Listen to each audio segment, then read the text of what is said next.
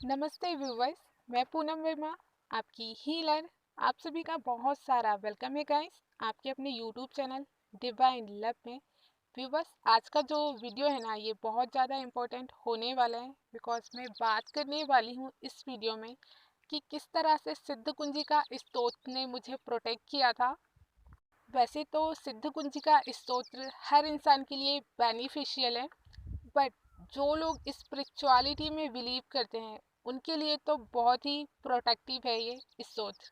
Okay, ये video divinely guided है and मैं स्टोरी टेलिंग करने वाली हूँ।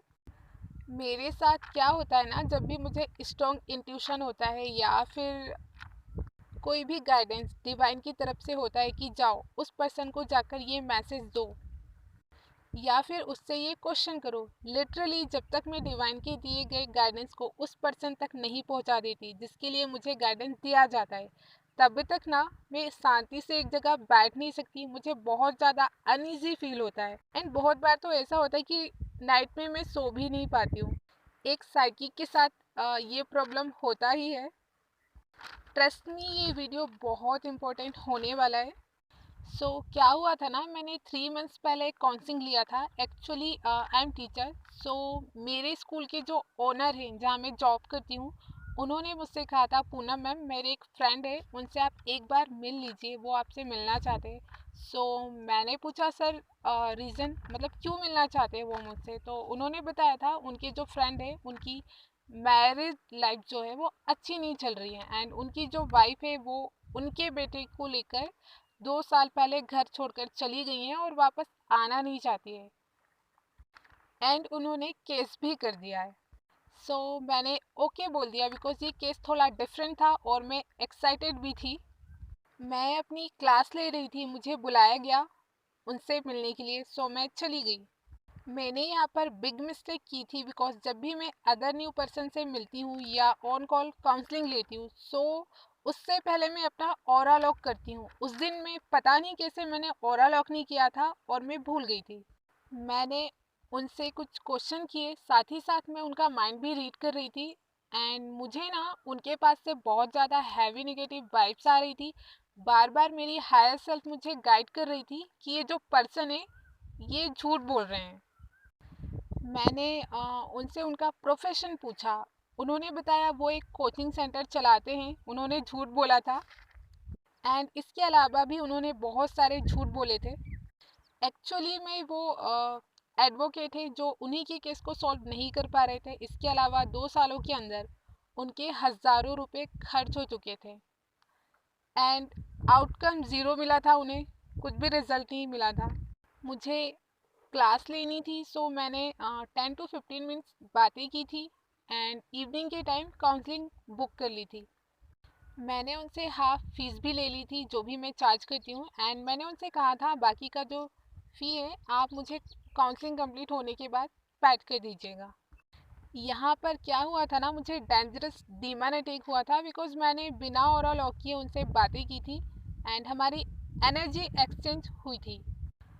उन पर्सन के ऊपर एंड उनकी पूरी फैमिली के ऊपर किसी ने ना बहुत हार्ड ब्लैक मैजिक किया था प्रॉपर्टी के चक्कर में। साथ ही साथ खतरनाक वाला एंसेस्टर ब्लॉकेज भी था उन्हें, पितृदोष था, जिसकी वजह से उनकी लाइफ में ना तांडव मचा हुआ था। इन्हीं सारी निगेटिव एनर्जीज ने मुझ पर भी अटैक किया था एंड ये सारी बातें उन्होंने अभी तक मुझे नहीं बताई थी। आई एम क्लियर सेंटियंस, मैंने तो सेंस कर ही लिया था कि ये जो पर्सन है इनके सिर्फ रिलेशनशिप में इशू नहीं है, और भी बहुत कुछ हिडन है जो ये मुझे अभी नहीं बता रहे हैं। बिकॉज उन पर्सन से बातें करते हुए जो भी एनर्जीज मैंने रिसीव की, वो सारी एनर्जीज बहुत ही ज़्यादा निगेटिव थी एंड मेरा जो थॉट चक्र है वो ब्लॉक्ड हो रहा था उनसे बातें करते हुए। उसके बाद जैसे ही मैं क्लासेस के लिए वापस गई, मैं पूरी तरह से ब्लैंक थी। मुझे कुछ समझ नहीं आ रहा था मैं क्या करूँ क्या ना करूँ, कहाँ जाऊँ। मीन्स अजीब सी बेचैनी फील हो रही थी मुझे, और मुझे ना बहुत ज़्यादा गर्मी लगने लग गई थी एंड सडनली जोरों से ना मेरा हेडेक स्टार्ट हो गया था, जोर जोर से सर में दर्द शुरू हो गया था। इवनिंग में मैंने काउंसलिंग लिया एंड मैंने उनसे क्लियरली बोल दिया था, देखिए आपका जो भी प्रॉब्लम है आप मुझे अगर क्लियरली नहीं बताएंगे सो मैं आपकी हेल्प नहीं कर पाऊंगी। उसके बाद भी वो जो पर्सन है वो सच बोलने को रेडी ही नहीं थे। यहाँ पर मैं एक बात क्लियर कर दूँ, मैं जितने भी वीडियोस बनाती हूँ सिर्फ और सिर्फ डिवाइनली गाइडेंस पर ही बनाती हूँ, वरना यहाँ पर ज़रूरत ही नहीं थी कि मैं किसी की पर्सनल स्टोरी को लेकर आऊँ। ओके।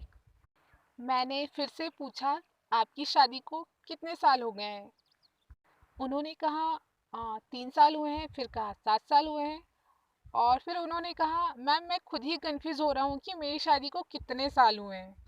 एंड उन्होंने मुझसे कहा मुझे बस मेरा बेटा वापस चाहिए, मेरी वाइफ आए तो ठीक है और ना आए तो मुझे कोई प्रॉब्लम नहीं है। मेरा ना बहुत ज़्यादा दिमाग ख़राब हो रहा था खुद के ऊपर कि मुझे ना काउंसलिंग बुक करनी ही नहीं थी। कितना सेल्फिश इंसान है ये।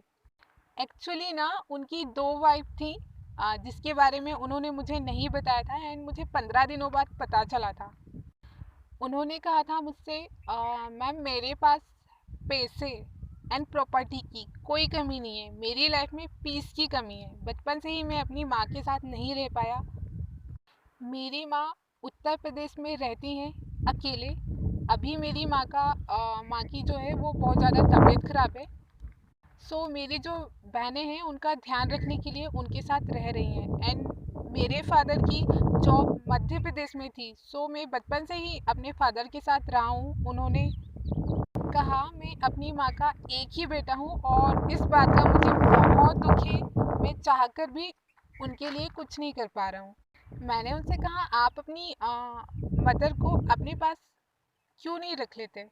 उन्होंने कहा मेरी माँ यहाँ पर रहना नहीं चाहती है बिकॉज उत्तर प्रदेश में हमारी प्रॉपर्टी है काफ़ी सारी एंड मेरा यहाँ पर अपना वर्क है, प्रॉपर्टी है, सो मैं उत्तर प्रदेश में सिर्फ नहीं हो सकता। इसके बाद उन्होंने थोड़ा थोड़ा डिटेल में मुझे बताना शुरू किया।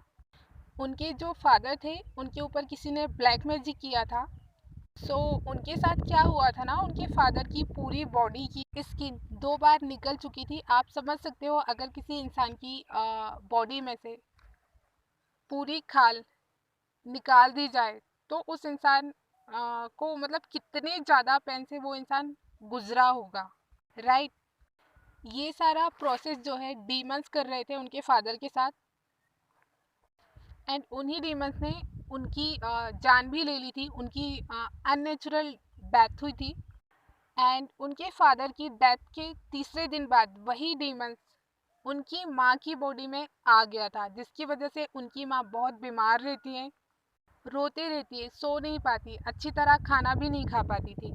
ये सारी बातें सुनकर मेरे गले से आवाज़ निकलना बंद हो गई थी। लिटरली मैंने रोना स्टार्ट कर दिया था। मैंने काउंसलिंग कंप्लीट की एंड उनसे कहा 4 मंथ के अंदर आपका काम हो जाएगा बिकॉज मैं मेरे गणेश जी, माता काली एंड आर्कएंजल माइकल के साथ मिलकर वर्क करती हूँ, सो डाउट का तो कोई ऑप्शन ही नहीं था। फाइनली 3 महीने के अंदर ही उनकी वाइफ और बच्चे उनके घर वापस आ गए। बट काउंसलिंग देने के बाद मेरा क्या हुआ, मैं बुरी तरह बीमार हो गई थी। 3 दिनों तक मैं बेड से अच्छी तरह उठकर बैठ भी नहीं पा रही थी, कंप्लीट बेड रेस्ट में चली गई थी। मुझे एक्सट्रीमली बॉडी पेन हुआ, फीवर आया एंड हेडेक तो इतना ज़्यादा होता था, मेरी हालत बुरी तरह खराब थी। डेली में माता काली के मंदिर जाया करती थी, सो भी मैं नहीं जा पाई 3 दिन। अपना इनर वर्क नहीं कर पाई, हीलिंग, मेडिटेशन, मंत्रा चैंटिंग, ये टोटली मेरे जो डेली बेसिस का वर्क था, इनर वर्क था, ये सारा कुछ बंद हो चुका था। एंड इसके अलावा जो भी स्पिरिचुअल म्यूजिक मैं सुना करती थी वो भी सब मैंने बंद कर दिया था, मेरा मन ही नहीं करता था सुनने का। एंड मुझे अच्छी तरह पता था मॉर्निंग एंड नाइट में मुझे ऑरा लॉक करना होता था, उसके बाद भी मैं नहीं कर रही थी बिकॉज जब डीमन अटैक किसी पर होता है ना तो उस पर्सन की फिजिकल, मेंटल, इमोशनल सारी हेल्थ बुरी तरह से ख़राब हो जाती है एंड उसके माइंड को डीमन पूरी तरह से कंट्रोल कर लेते हैं। मैंने डॉक्टर बुलाकर ट्रीटमेंट लिया, थोड़ा रिलीफ मिला था मुझे। इन 3 दिनों के अंदर क्या हो रहा था ना, उस पर्सन और उनकी फैमिली के ऊपर जिन भी नेगेटिव एनर्जीज का अटैक था, वो सब मुझ पर भी लगातार अटैक कर रही थी, बिकॉज मैं ऑरा लॉक अब भी नहीं कर रही थी। इसके बाद भी मैंने उस पर्सन को पर्सनली कॉल किया, बिकॉज मैं सिर्फ पैसों के लिए काम नहीं करती, ओके। एंड अगर मुझे किसी पर्सन के लिए गाइडेंस आ रहा है तो मुझे उसे बताना ही होता है, और अगर मैं ऐसा नहीं करती तो कहीं ना कहीं मैं यहाँ पर अपना पेड कर्मा क्रिएट कर लूँगी। और वैसे भी डिवाइन ने मुझे साइकिक एबिलिटीज़ लोगों की हेल्प करने के लिए ही दी है, और अगर मैं ऐसा नहीं करती हूँ तो मुझसे ये सारी पावर्स छीन ली जाएगी।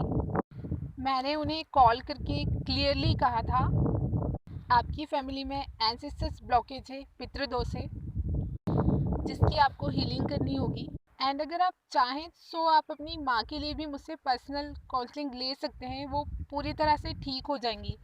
और आपकी लाइफ का जो भी प्रॉब्लम है, आपकी फैमिली मेम्बर्स की लाइफ का जो भी प्रॉब्लम है, वो पूरी तरह से सॉल्व हो जाएगा।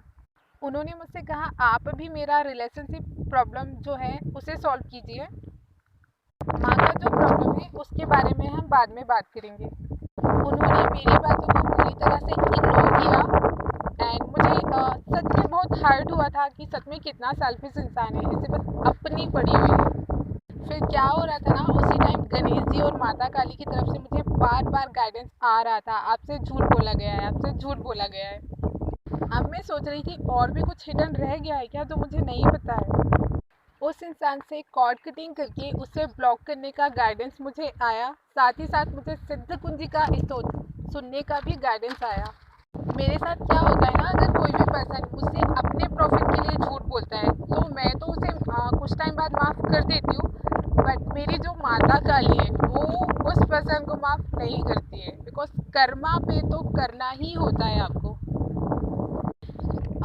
जब मैं थोड़ा ठीक फील कर रही थी, मैंने मंदिर जाना शुरू कर दिया था, हीलिंग, मेडिटेशन, मंत्रा चैंटिंग सब कुछ फिर से शुरू कर दिया था। उसके कुछ दिनों बाद मैंने उस इंसान से कॉर्ड कटिंग की, उससे व्हाट्सएप से ब्लॉक किया, एंड उनकी सारी चैट्स, फोटोज़ जो भी थी मेरे पास, वो सारा कुछ मैंने डिलीट किया। एंड उसी दिन मैंने सिद्ध कुंजी का स्तोत्र को फ़ोन में लगाया, और मैं डिवाइन का ध्यान लगाकर बैठ गई। डिवाइन ने मुझे क्लियर पिक्चर दिखा दिया था ध्यान मेडिटेशन में कि उस पर्सन की लाइफ में जो भी प्रॉब्लम चल रही थी उसका रीज़न क्या था। मुझे ऑलरेडी पता था, बट डिवाइन ने मुझे फिर से बताया। ध्यान करते हुए मुझे ना इंस्टेंट फील हुआ, मेरे राइट साइड कमर से कुछ निकल कर भागा। फिर उसके बाद मुझे बहुत सारे डाउनलोड्स भी हुए, और ये मेरी लाइफ का बहुत ज़्यादा डिफरेंट एक्सपीरियंस था अब तक का। मेरे ऊपर जो डीमन अटैक हुआ था, कहीं ना कहीं वही सारी नेगेटिव एनर्जीज जो मेरे अंदर ब्लॉक्ड हो गई थी, वो सिद्ध कुंजी का एपिसोड सुनने के बाद वो रिलीज़ हो चुकी थी मेरी बॉडी से पूरी तरह से। इस तरह सिद्ध कुंजी का एपिसोड ने मुझे प्रोटेक्ट किया था। Thank you so much Mata Rani, आपने मुझे बचाया। सच में मेरी हालत उस टाइम पे बहुत ख़राब थी। पितृदोष के ऊपर मैं अलग से वीडियो बनाऊंगी, बिकॉज ये बहुत ही ज़्यादा सेंसिटिव टॉपिक है। पितृदोष अगर किसी पर्सन की लाइफ में है और उस पितृदोष को हील नहीं किया गया है, तो उस पर्सन की लाइफ में ना बहुत सारी प्रॉब्लम आते ही जाती है लगातार, जिसका उपाय करना बहुत ज़रूरी होता है। अगर किसी के ऊपर डीमन अटैक हुआ है, बिकॉज मैंने बहुत सारे ऐसे केसेस सुने हैं कि लोग सालों साल परेशान होते हैं डीमन अटैक की वजह से, उन्हें कोई सॉल्यूशन नहीं मिलता है, बहुत पैसे खर्च कर देते हैं उसके बाद भी। मैं आपको सजेस्ट करूँगी, आप डेली सिद्ध कुंजी का स्तोत्र को पढ़िए, सुनिए, आप बिल्कुल ठीक हो जाओगे, आपको पैसे खर्च करने की ज़रूरत ही नहीं होगी। उस पर्सन ने मेरी आधी फीस अभी तक पेड नहीं की, डोंट क्रिएट बैड कर्मा। मिलते हैं नेक्स्ट वीडियो में, तब तक के लिए heal yourself and feel your growth.